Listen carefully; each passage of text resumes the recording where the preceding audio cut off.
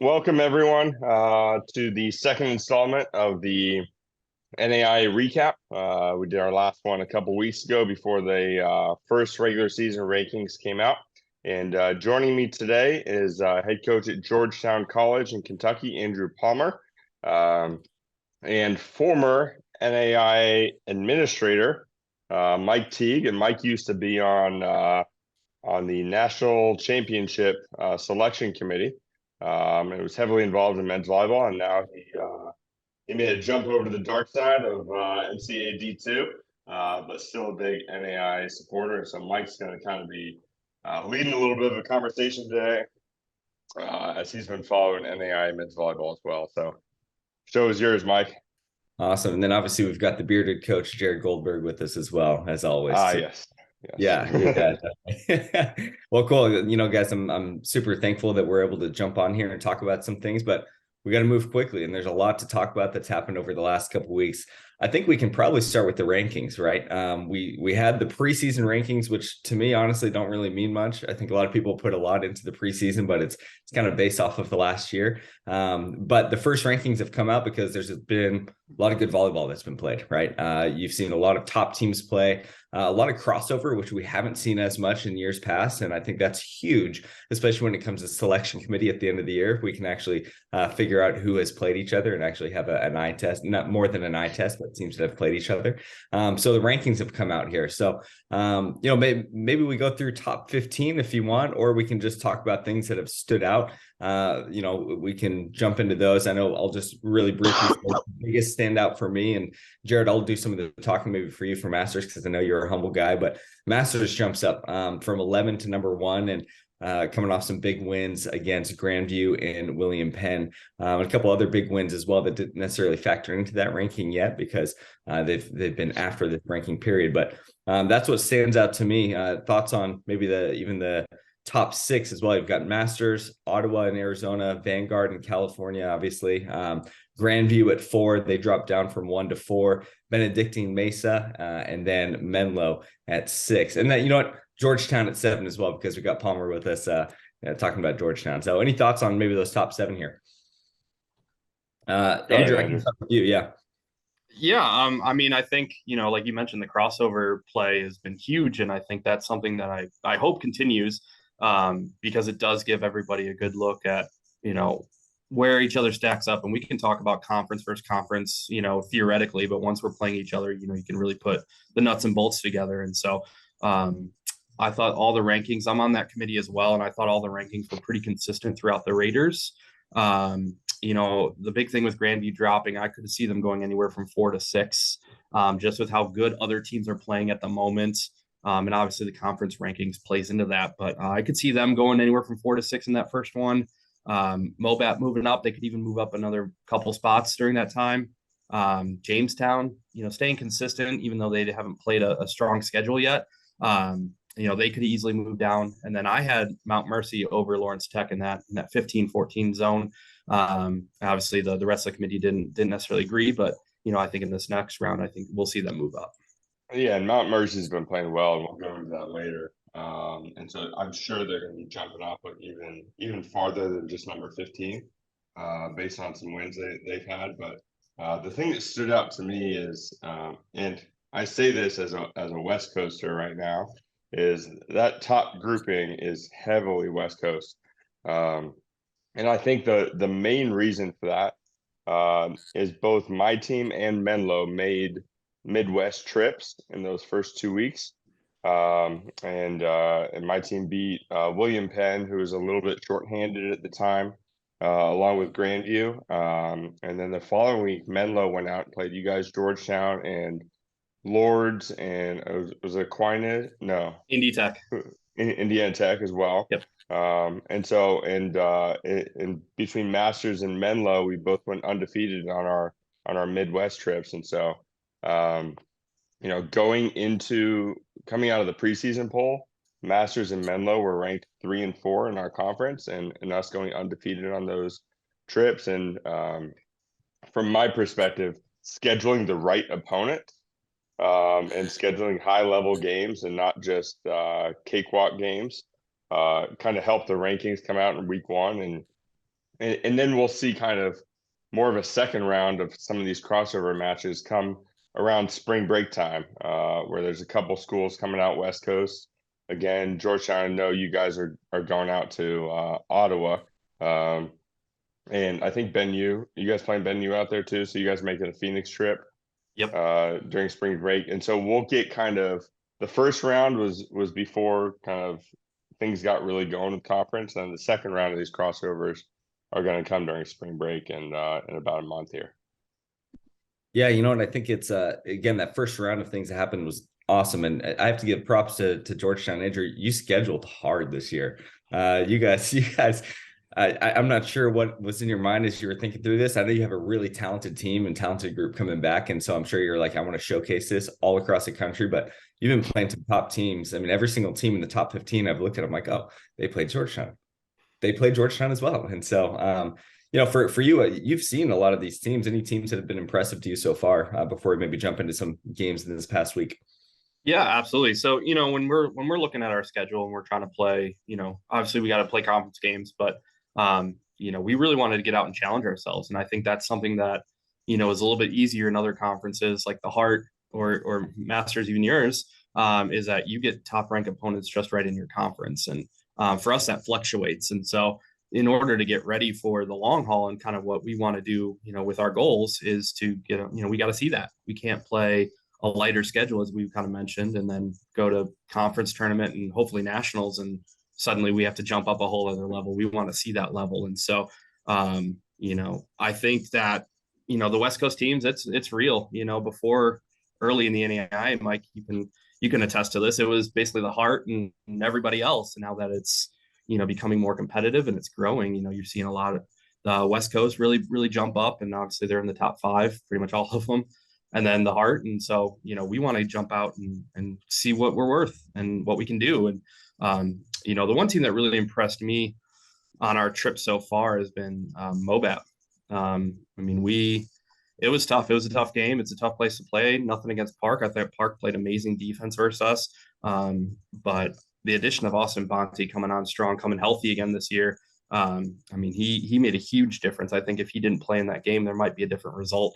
But I thought he played really well to kind of add that extra dimension to their team. And so the Heart is going to be real interesting this year. I think it'll be who's hot at the end of the year for them to kind of decide that. So, but I haven't seen the West Coast yet. We'll see them in about a month officially in person. So, but right now the Heart's real interesting for me.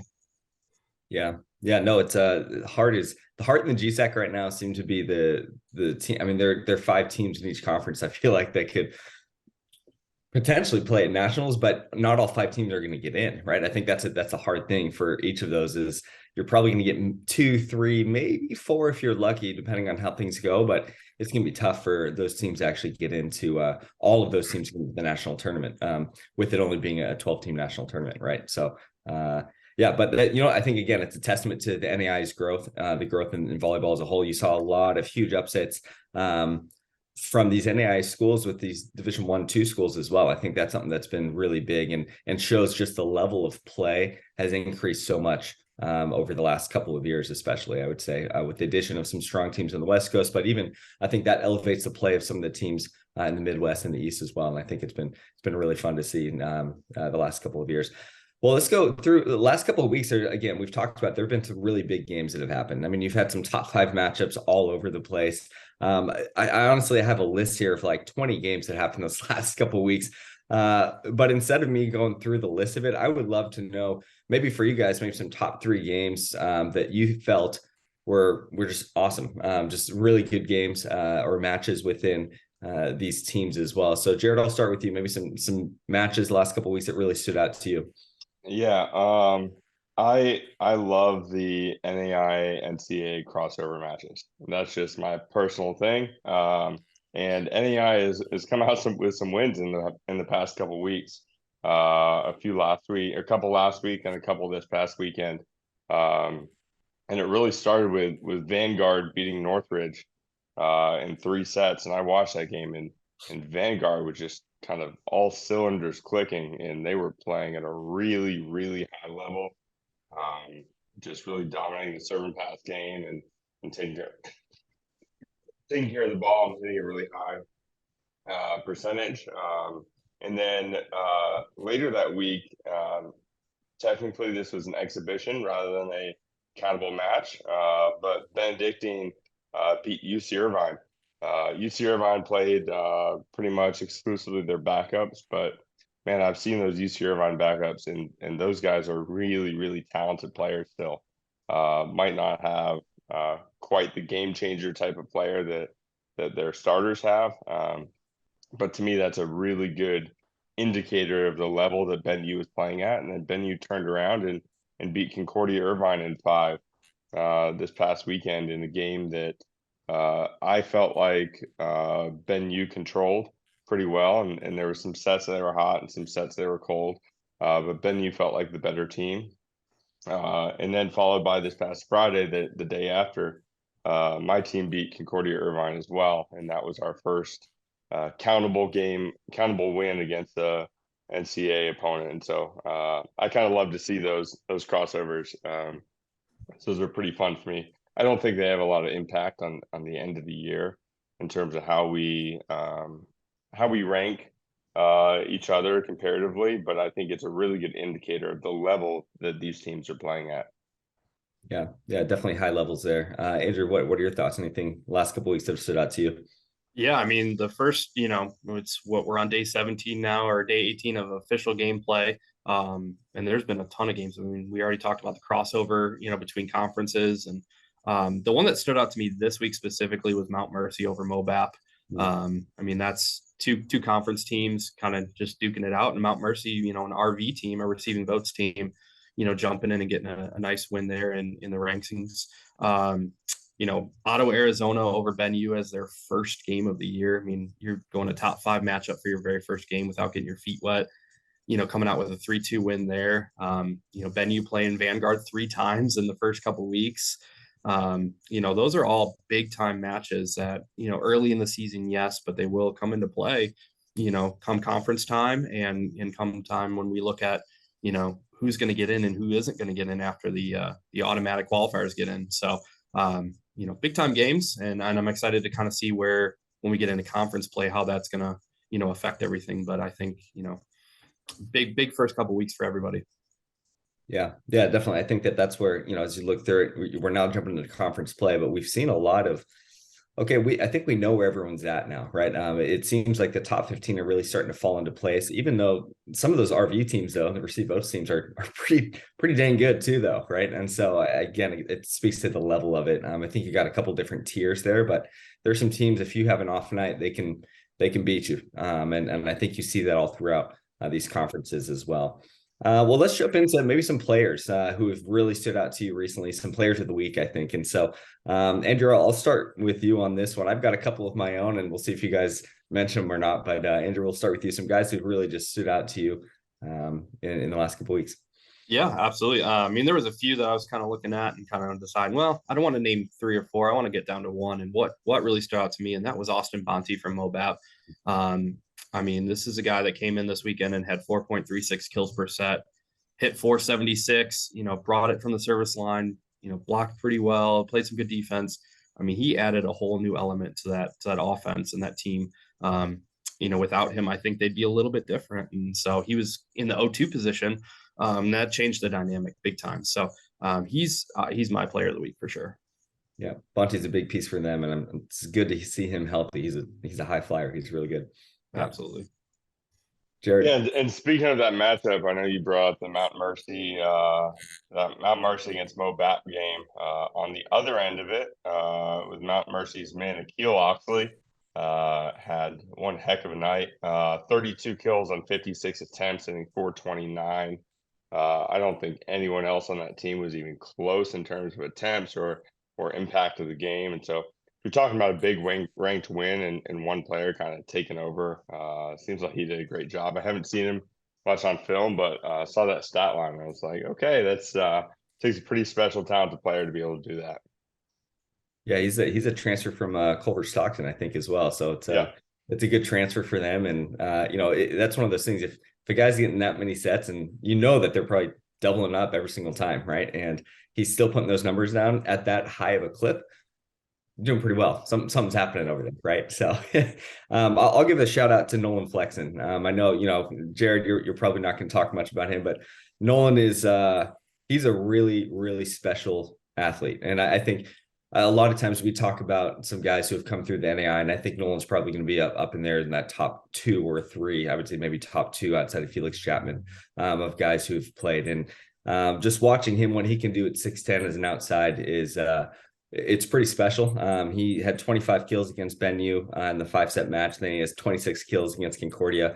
I think he hit over 500 in both of those matches. Basically, every single time the ball went up, you're like, all right, what crazy thing is he going to do? Whether it was like it was a terrible set and he's coming off of 1 foot and just putting it down like he's running a slide, or it's a perfect set and he's hitting the sharpest angle just over the top. I mean, it's pretty wild what he's been doing. So if you haven't watched Nolan play yet, go check out a Masters feed, because he's a very, very special player. And I think he's someone who I don't think you'll see very often in the NAI. So big shout out there to Nolan and the team over there.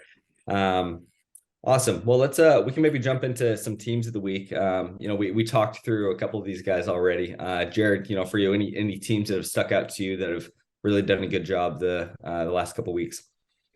Yeah, I mean, we played Benue this past weekend, and they've had some close wins and some close losses.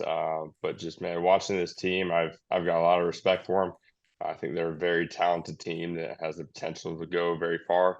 They've got a kind of core 4 guys that are seniors that have been around that program for a few years now, and they made it to the national finals last year.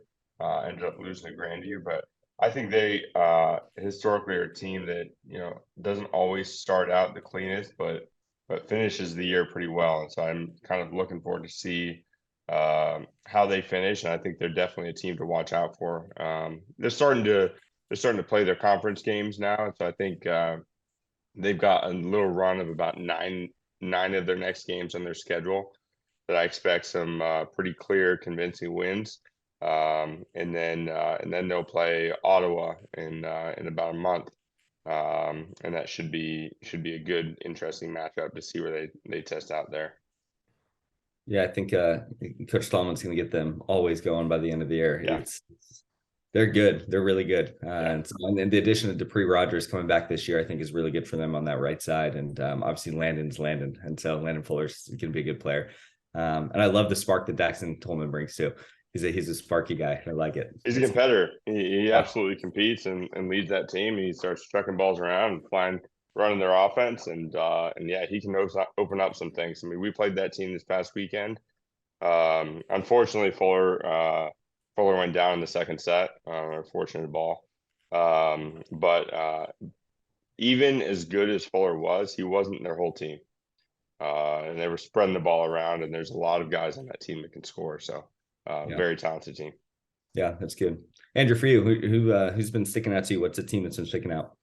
Yeah, there's some really interesting ones. I mean, for this week alone, if we're talking team of the week, I got to go between 2. I got to go between Mount Mercy and Masters. Mount Mercy, 2 ranked wins, big week for them. And so, want to see where their trajectory goes from here. If it's, a flash in the pan or if it's sustained. And so that'll be kind of interesting to follow along that route.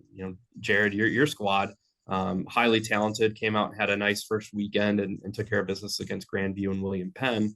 And I think a lot of people were wondering, again, are they the real deal? Yes, we're giving them the 1 ranking, but good first weekend, but how much are we going to continue to go, and want to just see where that goes? And so, a 3-2 win over Benue at home is definitely solidified a lot of that. And you guys aren't a secret. You are well known now, and so that kind of changes that dynamic a little bit. And then one that I'm interested to see late is Aquinas.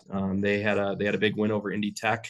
They had another 5-set win as well, so they played 10 sets in back-to-back days, and just want to see if they can continue on that trajectory as well in the WAC conference. And because I think right now the thought is it's going through Lords right now, but if they can make a push, it'll get real interesting in that conference.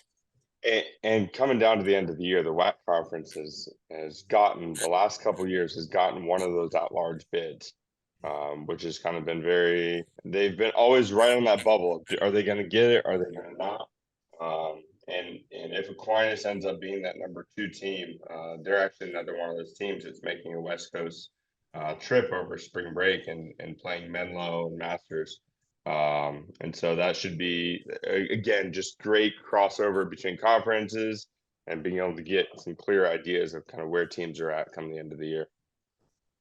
Yeah, that's good. Those are all teams that are playing really well. And yeah, you know, a team that they played the first game against you guys. So I'm talking St. Xavier here. So St. Xavier, they've got a really talented 6'9" Polish kid. And like it's a team that has a lot of new pieces to them this year, but they've got a lot of big hitters. And if you look at the recent results, they've pretty much swept up. They haven't played anyone tremendous yet. You know, obviously Georgetown early on, but they'll be coming into playing some good games. And I could see them potentially, if they come into the playing well together and start gelling, they could be pretty good. They've got enough height there. I mean, Andrew, any thoughts on them before we maybe jump into the next section? And you saw them early on. Yeah, I mean they're talented. They got the pieces if they can gel like you said and play stylistically together and how they want. You know, that's kind of TBD. I know they were pretty pin heavy. You know, we kind of were able to shut down that right side who's 6'9" and he's a pretty big guy, but he did get his kills, and you know there's some things there that kind of make him unique. He's big, he's lefty. If he can hit the D ball out of the back row, I think that'll add an extra element for them. And then can their middles be on time and terminate and bring that extra element where you're not just one-sided pin on pin? And I think that's what all teams want to get to, is not be pin heavy all the time. But you know, I think down the road we'll see how they can gel together. You know, they have another one and done setter for the second year in a row, or maybe third, I think. I can't remember. So we'll see if they can gel quick enough to get matters in their own hands and take care of the CCAC conference. Yeah. And I mentioned them because keep going. Yeah, I was gonna say the interesting part about them is I think they are the last team on Jamestown's schedule that I think could potentially be able to knock off an undefeated season there. Jamestown has been undefeated so far, seems to be playing well, but not against the toughest competition. And looking forward to their schedule. That St. Xavier matchup should be an interesting one coming up in, I think, about a month here.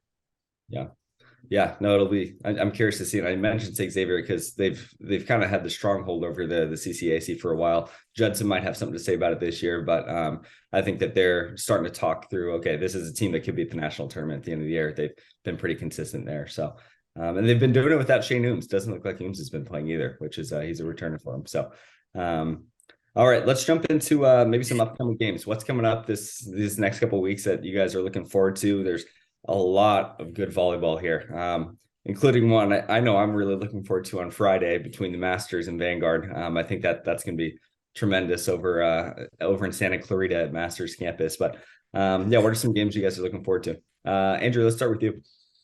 Yeah, absolutely. I mean, you know, we're getting into some conference play, and some of those heavy hitters are playing each other early in their conference. And so for me, I'm just going to stick with the heart right now. And Park at Grandview is going to be a big one.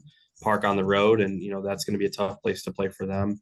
And then Mobap is going to Park, and we were just there. I know it's a tough place to play, so I'm going to be real interested to kind of see how those early conference games for them shake out. Is the home team going to be dominant again in the heart like it was last year? I know William Penn was pretty much undefeated at home last year, and then when they would go on the road, it would be a little bit tougher. But you know, is that going to be the theme, or are we going to start seeing some upsets? So that's what I'm interested in. Yeah, Jared. And then that's one of those games that's actually happening this week is Grandview and William Penn. It should be interesting. I saw Landon Kraus come back and play a little bit in the last match, although he didn't have very many attempts. And so the question is if he's back, I think that match between Grandview and William Penn, especially with their history going back and forth last year, could get very interesting. Along with the Masters Vanguard game in the GSAC this week, Ottawa plays Menlo. Menlo has been playing very well also, and we're ranked number 4 in the conference in the last rankings that came out, but they haven't really lost, and they're playing at a high level too. So I think they're a team that certainly has the ability to go up if they're playing well. Then the last one that is kind of interesting as we start to look at end of the year national tournament with automatic bids is Weber versus Warner. in Florida, as they're both in a conference. And I think those are the top two teams in that conference. And one of those guys at the end of the year is going to be receiving an automatic bid. And so kind of starting to look at the picture of what is the end of the year, what does the 12 team NAIA tournament look like, should be interesting there. Yeah, that's a good look there. I think as you look ahead, those are some of those games that are really going to determine, depending on how each conference does our automatic qualifier, right? So some conferences are going to have either the conference champion automatically goes, or they have a conference tournament where whoever wins the conference tournament goes. So there's a little controversy there in regards to, well, we have the whole body of work, or we start playing well on a weekend, right? And so I think that's looking at some of those games in these conferences where it's likely they're only just going to get one. It's going to be that one AQ. Those are really, really big games. And for programs that aren't always showcased as well. And again, I think that you talk about Weber and you talk about Warner, those are traditionally pretty good programs as well. They can play some good volleyball, and it's a little streaky, but they're usually playing some pretty good ball too. So that'll be really interesting to see how that goes. I've got one. Lords and St. Xavier are playing on Friday. That should be a really fun one to see. I'm interested to see if Lords can continue to play well, and again, if St. Xavier can start to figure things out. St. Xavier is also playing Indiana Tech, I want to say, on tomorrow, on Tuesday as well. So that should be another fun one. And then obviously Masters at Vanguard. Vanguard got absolutely just the floor wiped by Bennu. Bennu just served him off the court, basically. Specifically in the first set. The second and third were a little bit more of a match, but yeah, that first set was the most dominant I've seen a team over Vanguard in the last few years. Yeah, and we know, Vanguard, and I'm trying to be as unbiased as possible here. We know Vanguard's very talented. They've got a lot of height, a lot of talent on the team, and it's just a matter of putting it together. And if they can stay engaged, I suppose, is the main thing. But, as again, you look into some of this conference play right now, you've only got a few teams that have an opportunity to make it. You've got the AQs, but again, you only get, I think the number of qualifiers this year that are non-AQ, so the at-large is it only 2 this year, Andrew, because there's a new conference, or is it 3? It's still 3 or 4. Sorry, it's 4. Because so when that conference split off, they were part of the Mid-South Conference, which is our conference. We had two AQs because we were over 11 teams. We were at 13 teams last year. So we're down to 1 now, and they have 1. So we didn't add any AQs yet. But as we continue to grow in the NAI, I think that'll kind of shrink it down, and we'll have to start talking about an increase at the national tournament or a different format. 3 teams, I think, is very hard. If we got down to 3, to vote in 3 at large out of what we have, that would be real tough. 4 is already tough, but 3 would definitely be a lot tougher. Yeah. I think there's always about 6 teams that are deserving and in the running, and so there's always some disappointing teams at the end of the day. Yeah, and I think, just speaking from a selection committee perspective, that's always the hardest part about it, right? Is like, we knew last year that there were going to be a couple teams that were deserving. They had a resume that was deserving, and it didn't mean that they weren't any worse than the teams that were there. It's just a matter of, we have to go by, and I'm not on the committee anymore, but had to go by the criteria, and there's this very specific criteria that's being held on there, and that was kind of how it all shook out. And unfortunately, MOBAP, Menlo, Masters were kind of those last 3 out. And Aquinas was just playing hot at the end of the year. And so, it's these games matter now, though, because as you're looking at it, you've only got a couple of teams that get those qualifiers at the end of the year. So, we'll see what it looks like here this week. Again, these are all big matchups. But again, as we look further down a couple of weeks from now, too, I know that Grandview and William Penn are coming out west, and they'll be playing some games. And so there's still a lot of non-conference crossover that's to be played. And again, I love it because we haven't had it.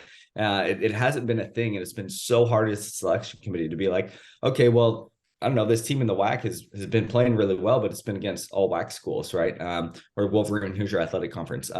These schools in the GSAC are beating up on each other, but they really haven't gone out and played. And that was a big thing with the GSAC was, no one had really gone out of the area to play. It was just kind of beating each other up. And so thankfully Georgetown came down and played a couple of teams, and I think that helped a little bit. But yeah, I think it's something that it's good. And this year it's going to be hard. I don't know who's on the selection committee this year, but good luck. It's good this year, I think. But again, it'll come down to who's playing well at the end of the year, who gets those AQs, and then kind of go from there. Jared, any final thoughts before we sign off here on the next couple of weeks of the season ahead? Yeah, I'm just excited to see how this conference stuff starts shaking out, and again, it's going to come out next week. There'll be another rankings, and I'll kind of include a little bit of this first week of conference. And the way the national rankings work is essentially each conference ranks their teams in a certain order, and then the national ranking kind of has to follow that. And so it's been extremely difficult for the conference raters to rank their own conference when their conference hasn't played each other. Now we get a little bit of both ends of the out of conference and in conference play. And so hopefully the conference rankings will start to settle down a little bit more, and not be as just, I mean, people are doing their best, but it's just everyone's got their own opinion on it because nobody's played each other within conference. And so as we start to play each other, that should kind of even out, and we'll all figure out exactly where we're falling here. Yeah, no, absolutely. Andrew, any kind of final thoughts in the last couple of weeks here? Yeah, I mean, like kind of echoing what he said, when we get into conference and teams start stacking up, and that conference ranking is a little bit more true to where each other stacks up against each other, it is going to affect the national rating. And when the GPAC, when the Cali schools and the Heart obviously get into it, as they start to beat each other up, how is that going to affect? Are we going to see big jumps? Are we going to see big drops? That'll be interesting to kind of see. Not forgetting the crossover games too. As the season goes on, we have to remember, all of that and kind of how they stack up versus the conference games. And so it's going to get interesting. But it'll be interesting to see how the rankings shake out as we start kind of getting into the heart of everything. Yeah, definitely. Andrew, it looks like a light week for you. I think you've got one game against Rio, right? For you guys, what are your focus on kind of these light weeks? Yeah, I mean, we only have 25 regular season games, and we played half of that now in the first 16 days. And so, we wanted to get out and challenge ourselves, and now it's going to be about, taking care of our conference. And that's, for us, that's how you get to nationals, is you have to win your conference tournament. And so getting healthy, getting focused on what we need to do to get better, and then just taking care of business when our games come up. Awesome. And then Jared, kind of last horn here. So what are your thoughts on this week for you? Yeah, we're getting ready for Vanguard and Hope, and I've watched just a little bit of Hope, but we're focused on our first game first, and that's Vanguard this Friday. So I think we should be getting a pretty good crowd here on campus, and a lot of excitement around that top 5 ranked game. And so Vanguard's a very, very talented team, and so looking forward to getting into it this week with them.